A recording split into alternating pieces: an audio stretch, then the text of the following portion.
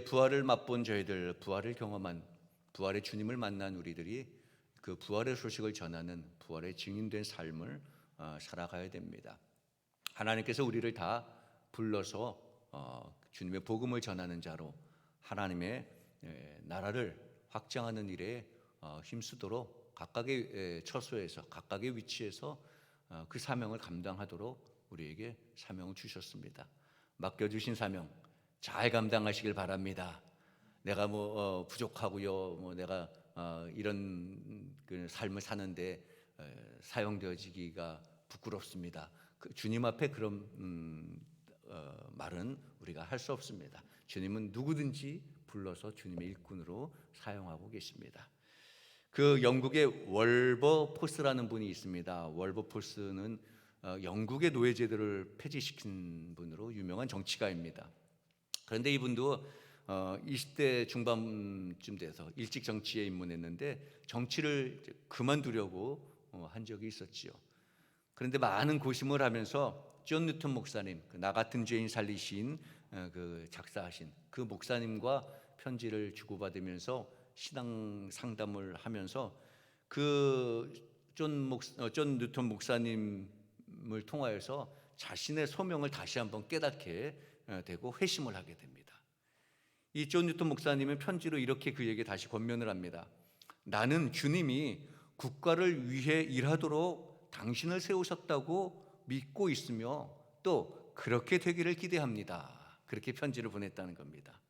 이 편지를 받고 이 월버포스는 다시 기도하고 많은 숙고 끝에 결국 월버포스는 다시 하나님께서 자신을 정치가로 부르신 것이 무언가 정말 하나님의 뜻을 위하여서 무언가 해야 할 일이 있기 때문에, 하나님을 위해서 해야 할 일이 있기 때문에 부르셨다고 생각을 하는 겁니다. 그래서 결국 다시 정치를 하게 되었고, 월버포스는 그 부르심에 따라서 영국의 노예제도가 폐지를 하게 되었습니다. 그렇죠, 여러분. 말씀드린 대로 하나님께서는요, 분명히 사람을 불러 세우실 때는 우리를, 여러분들 이렇게 세우시고 신풍교회 교인이 되게 하시고 하나님의 백성이 되게 하신 것은 분명히 하나님의 계획과 뜻이 계시다는 겁니다. 여러분들 세워주신 하나님께서 분명한 뜻이 계신 줄 알고 맡겨주신 부활의 증인의 삶을 잘 살아가신 여러분 되시기를 바랍니다. 하나님께서 우리를 세우신 분명한 뜻과 계획이 계시다는 거죠. 오늘 본문 말씀 우리가 잘 아는 말씀이죠. 예수님께서 제자 중에 한 사람이었던 마태를 부르는 그러한 장면입니다. 세리 마태를 부르는 그러한 과정을 기록하고 있습니다. 이 마태는 알페오의 아들, 그리고 야고보와 한 형제고 그의 직업은 오늘 우리가 봤듯이 세리였습니다. 근데 사실 마태의 이름은 여호와의 선물이라는 뜻이거든요. 원래 뜻은 원래 이름은 레위였습니다. 레위. 그러니까 이 이름을 통하여서 마태는 그 레위 지파 출신이라는 것을 암시해주고 있습니다. 또 마태라는 이름은 여호와의 선물. 그런데 사실은 이 마태가 안타깝게도 그 이름값을 하지 못하고 있었지요. 세리직을 수행하고 있었습니다. 당시 세리는 참 아주 손가락질 받는 직업 중에 하나입니다. 그런데 다행스럽게 그가 예수님의 부르심을 받고 그 이름이 마태로 바뀌어져서 불려지게 됩니다. 당시 세리는요, 두 가지 종류가 있거든요. 이 카바이라고 불려지는 세리, 이 카바이는 정기적으로 정해진 세금을 받는 거예요. 정해진 세금을 거두는 사람입니다. 우리로 말하면 주민세라든지 등록세라든지 정해진 그 세금을 받는, 그렇기 때문에 부정의 소지가 좀 그만큼 적죠. 근데 하나는 모케스라는 세리가 있습니다. 이 모케스라는 세리, 이 세리는 세관에 앉아 있는데 물품 수입하는 거나 그런 것에 그 현장에서 세금을 매기고 직접 거두는 겁니다. 이 통행세 같은 걸 받습니다. 배싹이나 그런 것에 세금을 받습니다. 그러니까 상대적으로 이 카바이라는 그 세리보다는 좀 융통성이 있습니다. 그러니까 좀 부정의 소지가 많죠. 그래서 마태는 이 세간에 앉아서 오고 가는 그런 사람들에게 통행세 같은 그 세금을 받는 바로 모케스에 해당하는 세리입니다. 그러다 보니까 사람들에게 더 많은 비난을 받는 거예요. 더 많은 비난과 욕을 먹고 있는 그런 위치였죠. 더군다나 이 당시의 세리들은 로마 정부로부터 이제 세금을 많이 걷어다 줘서 신임을 얻어야 되니까, 그러기 위해서 그 자기 동족 유다 백성들에게 무리할 정도로 과다한 세금을 부과합니다. 그래서 백성들로 하여금 로마의 앞잡이라고 그렇게 취급을 당하는 그런 위치에, 우리로 말하면 친일파처럼 취급을 당하는 그런 위치에 있습니다. 물론 뭐 그 당시에 세리는 사회 경제적으로는 먹고 살만했지만 완전히 도적 취급을 받는, 매국노 취급을 받는 그러한 위치였죠. 당시에 하는 말로 세상에서 제일 나쁜 사람이 누구냐? 그러면 산에서는 곰과 사자이고 도시에서는 세리다. 그렇게 할 정도로 아주 사회적으로 냉대를 받았던 그 위치가 바로 세리입니다. 그러니까 마태는 이 성품상 굉장히 정직했을 것 같아요. 그런데 아무리 마태가 정직하고 양심 있게 세금을 받았다 할지라도 다른 세리들의 행동으로 인하여서, 다른 세리들은 그냥 부정을 많이 저질렀을 거잖아요. 똑같이 민족적 반역자로, 도둑으로, 죄인으로 그렇게 취급을 받게 되는 거예요. 오늘날 참 이 코로나나 여러 가지 상황 속에 많은 그런 이단아들이나 잘못된 이런 단체들이 교회의 이름을 가지고 사회를 어지럽히는데, 똑같이 우리 교회가 그렇게 취급을 받는 경우도 있잖아요. 제대로 그 교육도 받지 않고 어디서 사이비로 받은 목사들이 무슨 성경 공부 가르치고 또 무슨 단체를 만들고 해서 운영하니까 해서 나중에 문제가 생기면 우리 목회자들 다 똑같은 목사인 것처럼 1, 2년 하고 목사가 되는 사람들도 있더라고요.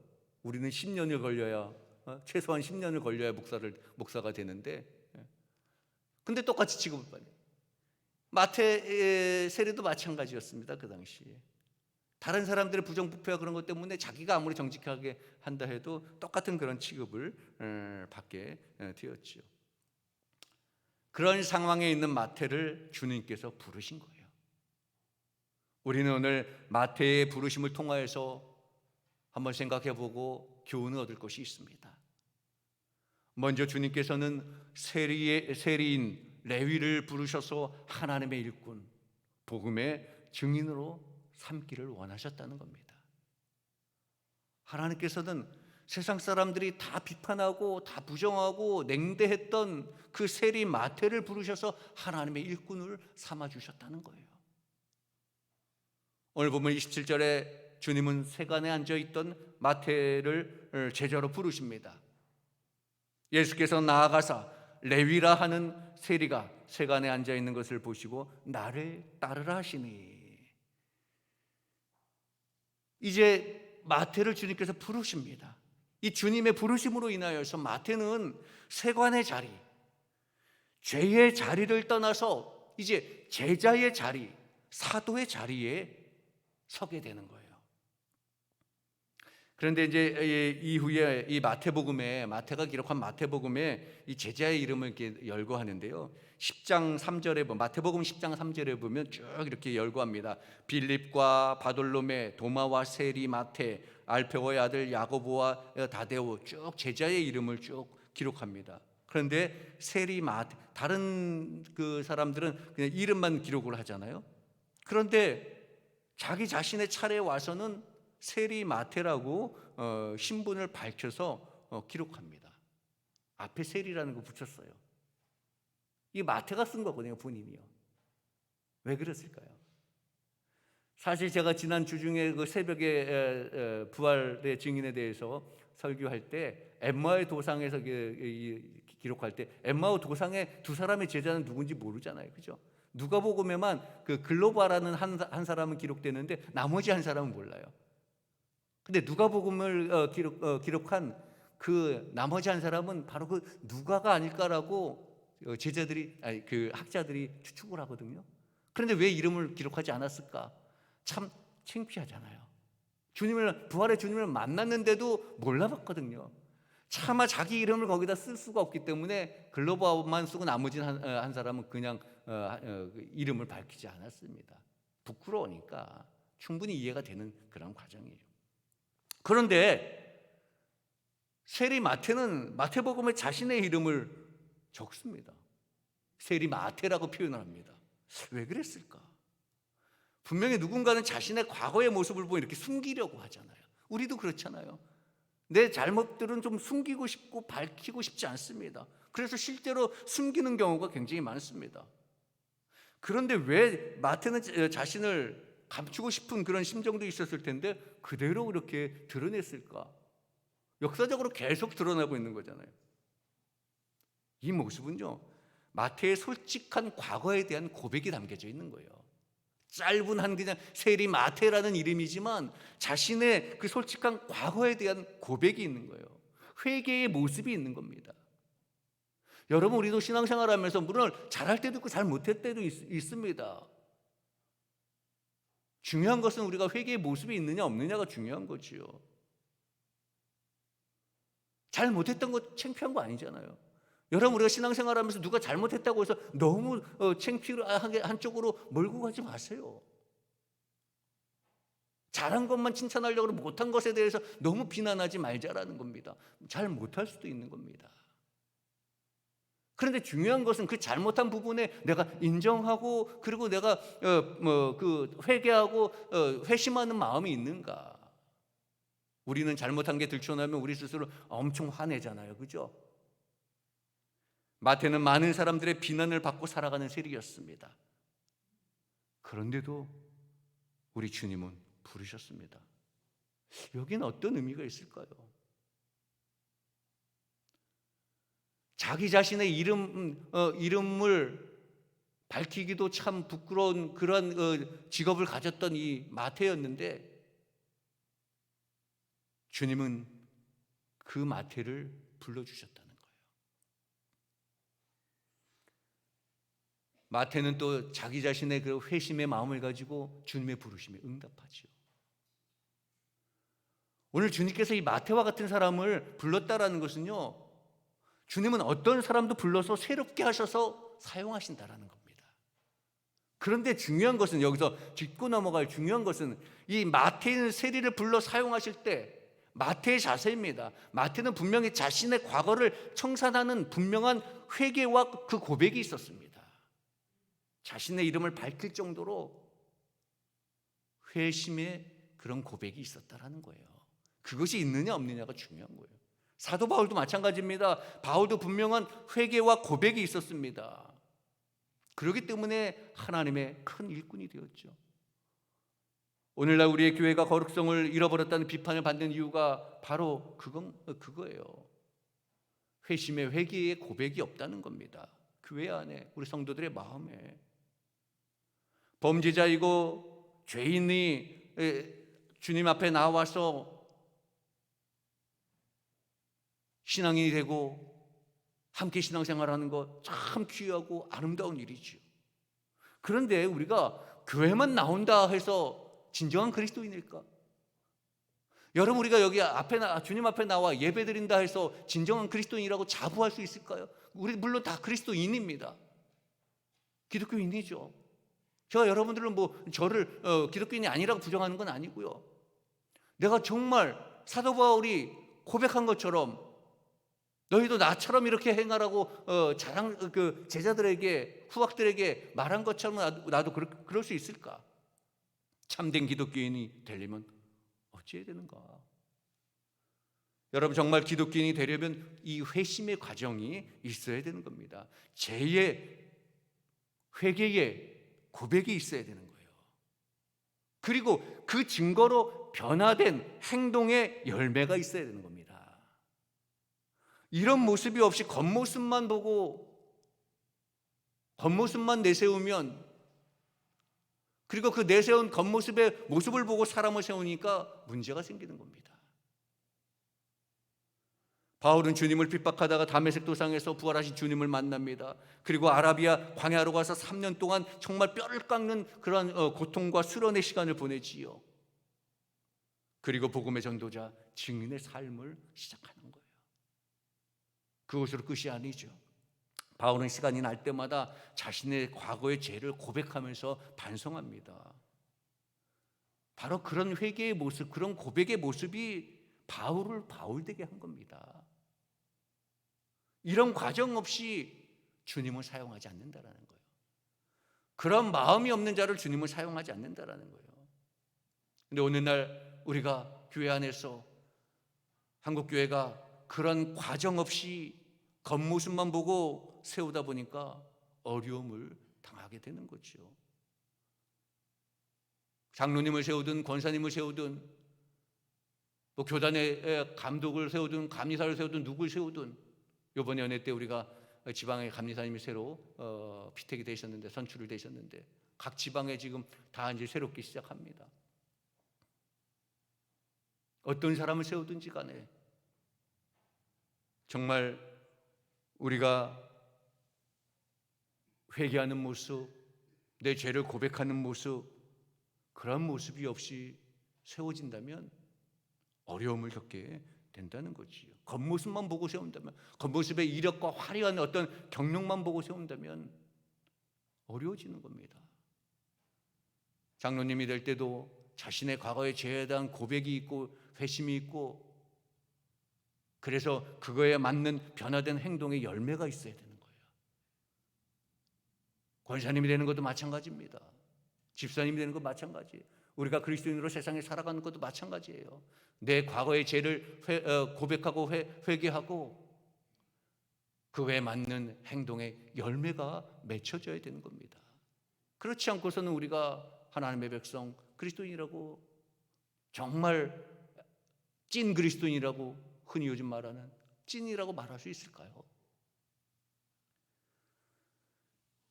주님은 분명히 그러한 과정 없이는 사용하지 아니하신다라는 겁니다. 주님은 하나님의 일을 맡기실 때 어떤 조건도 따지지는 않으십니다. 어떤 사람들도 세리 마테와 같은 정말 어떤 사람이든 다 불러서 사용하십니다. 그러나 중요한 것은 부르심을 받은 자의 자세가 있어야 된다는 거예요. 주님이 다 불러주신다고 난 부름을 받았다라고 교만해서는 안 된다는 거예요. 부르심을 받은 자의 자세는 회개의 모습이 있어야 되는 겁니다. 여러분, 우리도 분명히 신앙의 실패와 부끄러운 과거가 있습니다. 우리도 세리 마태처럼 세리의 시절이 있습니다. 그렇다면 거기서 머물지 말고 회개할 것은 회개하고 회개의 열매를 보이는 그런 믿음을 가진 성도들이 되어야 되는 겁니다. 그것이 바로 아름다운 그리스도인의 삶의 모습인 거죠. 그러면 우리도 주님께서 크게 일꾼으로서 주실 것입니다. 우리 사랑하는 성도 여러분, 하나님께서 우리를 불러주셔서 하나님의 일꾼을 삼아주셨는데, 우리는 우리의 과거의 죄된 모습이나 혹시라도 지금도 우리가 죄된 모습으로 살아가고 있었다면, 잘못된 가치관으로 바라보지 않아야 될 것을, 생각하지 않아야 될 것을 바라보고 생각했다면 회개하고 진정한 그리스도인의 길로 진정한 회개의 열매를 맺는 아름다운 삶을 살아가신 성도 여러분 되시기를 주님의 이름으로 축원합니다. 주님은 우리를 불러주셨죠. 또 우리를 불러주신 데는 다 이유가 있고 하나님의 계획이 계신 것입니다. 하나님께서 이제 부르셨는데 마태는 그 부르심에 순종하는 모습을 보이죠. 우리도 하나님께서 우리를 부르실 때 진정한 순종의 모습을 보여야 되는 겁니다. 오늘 본문 28절에 뭐라고 표현됩니까? 이제 주님께서 나를 따르라라고 부르셨을 때 그가 모든 것을 버리고 일어나 따르니라, 그렇게 기록되고 있습니다. 사실 그 마태의 삶은 세상 사람들에게 욕을 좀 먹어서 그렇지 당시에 굉장히 많은 수입을 올리는 그런 직업을 가진 자잖아요. 굉장히 부자였을 겁니다. 가진 게 많았을 거예요. 그러니까 모든 것을 버리고 따르기가 쉽지 않죠. 우리는 조금 가진 것도 버리기가 아까워가지고 못 버리고 있는데, 그런데 오늘 말씀을 보니까 마태는 주님의 부르심에 그대로 순종합니다. 많은 그 성경의 주님의 부르심을 받은 제자들이 다 그런 모습이었죠. 베드로도 마찬가지입니다. 베드로도 고기를 가득 잡았는데 그 고기를 버려두고 주님을 따릅니다. 순종이라는 것은요, 여러분, 믿음만 있으면 조건에 상관없이 순종이 된다는 거예요. 순종하기 너무 어려워요. 그것은 우리가 자꾸 조건을 따지고 우리의 믿음이 없는 거지. 이 순종이라는 것은 우리가 믿음만 있으면 어떤 조건도 상관이 없다는 거죠. 아브라함도 아들 이삭을 번제로 드리라는 주님의 명령에 순종하잖아요. 어떠한 조건도 달지 않습니다. 그러니까 믿음은 그렇게 수용하는 겁니다. 그게 믿음이에요. 그게 순종이고요. 우리는 그 조건을 알기 때문에 뭐 헌금을 하라, 헌신을 하라, 뭘 하자 그러면 조건을 다니까 안 되는 거예요. 나도 먹고 살기 힘든데 무슨 헌금을 합니까? 아니, 우리 교회는 이렇게 크고 하니까 작은 교회를 도와야죠. 왜 우리 교회 합니까? 뭐 이렇게 힘들고 어려운데 서로 다 어려운데 좀 봐주셔야죠. 제가 바빠 죽겠는데요. 조건을 다니까 안 되는 거예요. 교회에서 신앙생활 하는 데서 목사님들이 뭘 하라고 해서 억지로 하라고 해서 안 되는 게 아니고요. 내 믿음이 없어서 안 되는 거예요. 그래서 순종이 안 되는 거지. 그거를 결국은 아이들이 땅 치고 내 손이 아프면 내가 땅 쳤는데 이 바닥이 자기를 쳤다고 바닥을 막 나무래듯이 상대방을 나무래는 거예요. 교회를 나무래고 목사를 나무래고 내가 믿음이 없어서 순종하지 못한 걸 마태처럼 부끄럽지만 그것을 인정할 줄 알아야 되는데 인정을 하지 못하는 거예요. 그러니까 상대방한테 다른 사람한테 화살을 돌리는 거죠. 우리는 순종하기 참 어려워합니다. 그런데 사실 순종이 어려운 것이 아니라 여러분 믿음이 없는 것입니다. 순종하는 신앙이 되려면 먼저 믿음이 성장해야 돼요. 믿음으로 주님의 뜻을 이루는 사람이 되는 거예요. 믿음이 있어야 주님의 뜻을 이루는 삶을 살아갈 수 있는 거예요. 자기 생각대로 해놓고 그것이 신앙이고 믿음인 것처럼 여러분 우리 착각하지 맙시다. 믿음으로 순종한 마태는 그 이후에도 주님과 동행하는 그 증인된 삶을 삽니다. 마태는 예수님의 제자가 된 이후에 일평생 주님과 같이 보내면서 정말 주님의 신실한 제자가 되었습니다. 유대 탈무드의 기록과 유세비우스의 기록에 의하면요, 마태는 마지막에 에티오피아에 가서 전도하다가 부활의 증인의 삶을 살다가 목배임을 당해서 순교했다고 전해집니다. 마태는 조건 없이 주님의 부르심에 순종하여서 모든 걸 다 버리고 주님을 따르고 쫓고 순종하다가 골고다까지 십자가까지 따라간 것입니다. 순교의 제물로 바쳐질 때까지 한평생 변함없이 조건 없이 주님을 따르고 또 따랐다는 거예요. 끝까지 순종했다는 거예요. 자기가 어렵고 자기 상황이 복잡하다고 핑계 삼지 않았다라는 겁니다. 여러분, 우리는 이 모습을 보면서 우리도 다시 순종하는 삶을 살겠노라 고백하는 시간이 되었으면 좋겠습니다. 조건을 달지 않는 정말 믿음이 성장한 믿음으로 받아들이는 그런 순종이 있었으면 좋겠습니다. 여러분, 내가 순종하지 않는 거지 주변의 조건 때문에 내가 순종하지 못하는 게 아니에요. 내가 주님께 헌금을 드리지 내가 드리지 못하는 거지, 내 믿음이 없는 거지 조건이 그렇게 만드는 건 아니잖아요. 교회에서 억지로 내라고 그래서 나는 싫어, 그게 진정한 신앙일까요? 여러분, 그건 그런 말을 하는 그 자체는 창피한 거예요. 내 믿음대로 드리는 겁니다. 내 순종의 믿음으로. 그런데 어떻게 교회에서 내라고 하니까 못 내고, 주변에서 자꾸 누가 억지로 하라니까 싫고, 그건 아니라는 거죠. 여러분, 부르심에 순종하는 마태의 모습을 통하여서 진정한 순종의 모습을 배우게 됩니다. 오늘 하나님 앞에, 부활의 주님 앞에 새로운 결단을 내리시며 나아가시는 성도 여러분 되시기를 주님의 이름으로 축원합니다. 그래서 이 레위인이었던 이 세리 마태는요, 주님의 부르심을 받은 후에 이제 잔치를 벌이고 많은 사람들을 불러 모아서 함께 잔치하고 복음의 증언자로 선포하며 증인의 삶을 살게 됩니다. 이 부르심을 받은 마태는 세관에서 곧 일어나서 예수님을 따라갔습니다. 그뿐만 아니라 예수님을 자기 집으로 영접해서 음식을 대접하면서 큰 잔치를 벌이죠. 근데 마태는 예수님을 위해서 잔치를 베푸는 그 자리에 오늘 본문의 말씀을 보니까 동료들도 부르고 동료 세리들도 부르고 사회에 버림받고 소외된 사람들을 다 초청해서 잔치를 벌입니다. 오늘 본문과 같은 내용으로 기록한 마가복음 2장 15절에 보면 이렇게 기록합니다. 그의 집에 앉아 잡수실 때에 많은 세리와 죄인들이 예수와 그의 제자들과 함께 앉았으니 이는 그러한 사람들이 많이 있어 예수를 따름이러라. 많은 사람들을 불렀다는 거죠. 마태가 왜 이렇게 큰 잔치를 벌였을까요?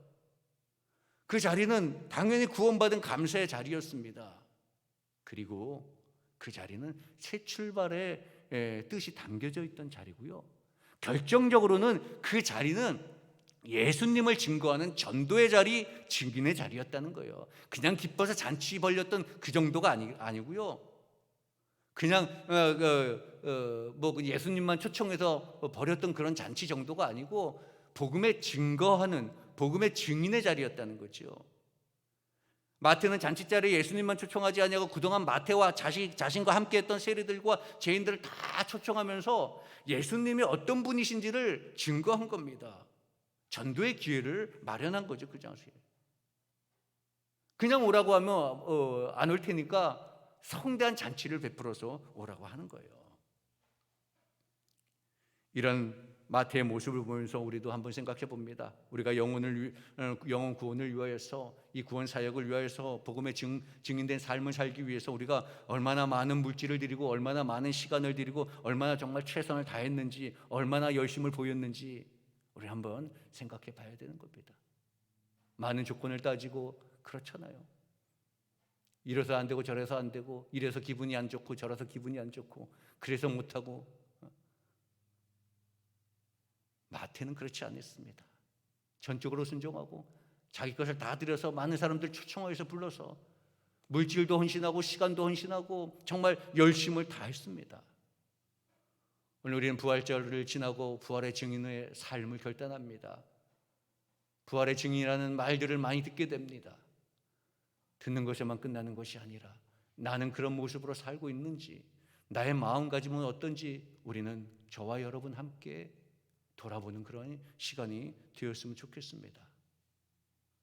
나는 주님의 일을 감당하고 주님께 헌신하고 할 때 혹시 조건을 내세우지 않는가? 환경을 바라보지 않는가? 우리는 분명히 잘 못할 수도 있고 창피할 수도 있습니다. 문제는 회심의 고백이 있는가가 문제라는 거죠. 주님은 우리를 그런 모습이 그걸 알면서 불러주셨잖아요. 부끄러운 자니까 불러주신 거예요. 영광의 자만을 부르지 않습니다. 우리 주님은요. 흔히 우리가 그러잖아요. 교회는 죄인들이 모여있는 것이지 잘난 사람들 모인 것이 아니라는 거예요. 잘 못하는 사람들이 교회에 모여 앉아서 회개하고 잘하려고 기도하는 거지 잘하는 사람들이 앉아있는 곳이 아니라는 거죠. 근데 우리가 문제가 되는 건 무엇입니까? 잘하는 것만 보려고 하니까 영광된 것만 보려고 하니까 나는 잘 됐는데 저 사람은 잘 못하고 있다고만 생각하니까 무슨 직분이 계급처럼 생각하니까 그래서 안 되는 겁니다. 그래서 이 시대의 거룩성이 떨어진다고 사회 비판을 받게 되는 겁니다. 여러분, 마태는 주님이 부르시는 그 순간 제자가 되어서 복음을 전하는 것이 자신의 사명인 것을 깨닫습니다. 비록 자신의 과거가 부끄러웠지만 회개하면서 순종합니다. 그리고 전도의 길, 증인의 길을 가기 위해서 최선을 다하고 최선을 다하다 순교의 길을 갑니다. 오늘 이 시간 우리가 마태를 보면서 이 시간 이후 부활의 증인으로 진정한 증인으로, 진정한 그리스도인으로, 그냥 교회 다니는 사람이 아니라 진정한 그리스도인으로 믿음의 사람이 되기를 결단하는 시간이 되시기를 바랍니다. 그래서 이 시간 우리가 정말 새 사람이 되기로 결단하고 세상으로 파송받는 그런 성도들이 다 되시기를 주님의 이름으로 축원합니다. 진정한 그리스도의 부활의 증인으로 부끄러움 없이 살아가시는 우리 성도 여러분 되시기를 주님의 이름으로 축원합니다. 기도하겠습니다. 사랑의 아버지 하나님, 감사합니다. 우리는 정말 죽을 수밖에 없었고 정말 주님 앞에 세리 마태보다도 어쩌면 더 부끄러운 모습으로 살아가고 그 모습을 지금 감추고 있는 그런 모습인데, 그럼에도 불구하고 주님 우리를 사랑하셔서 우리를 위해서 그 험한 십자가를 지시고 또 우리에게 부활 승리를, 그 영광을 맛보게 하시니 감사드립니다. 이제 주님께서 우리에게 우리가 본 대로, 우리가 경험한 대로 부활의 증인으로 살아가도록, 우리는 부끄러운 모습이고 부족하지만 마태를 부르시듯이 저희들을 불러주셨습니다.